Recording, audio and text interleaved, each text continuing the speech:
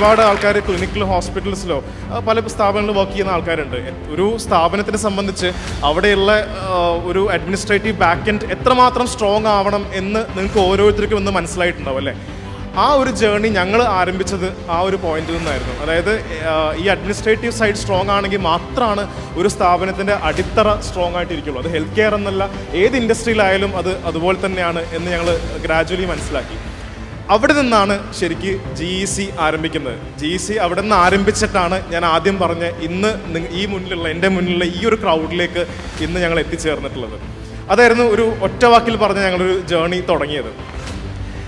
പക്ഷേ ഞങ്ങളൊരു സക്സസ് എന്ന് പറയുന്നത് റാദർ ഈ ഒരു ക്രൗഡിലേക്ക് ഞങ്ങൾ എത്തിപ്പെട്ടത് ഞങ്ങൾക്ക് വളരെ ഒരു ഉന്മേഷം അല്ലെങ്കിൽ ഏറ്റവും അധികം എനർജി തന്ന പോയിന്റ് പലപ്പോഴും പല സ്റ്റുഡൻസിനെ പറ്റിയിട്ടും പല മേഖലകളിൽ നിന്നും ഹോസ്പിറ്റലിൽ നിന്നൊക്കെ കിട്ടിയ ഫീഡ്ബാക്സ് ആയിരുന്നു.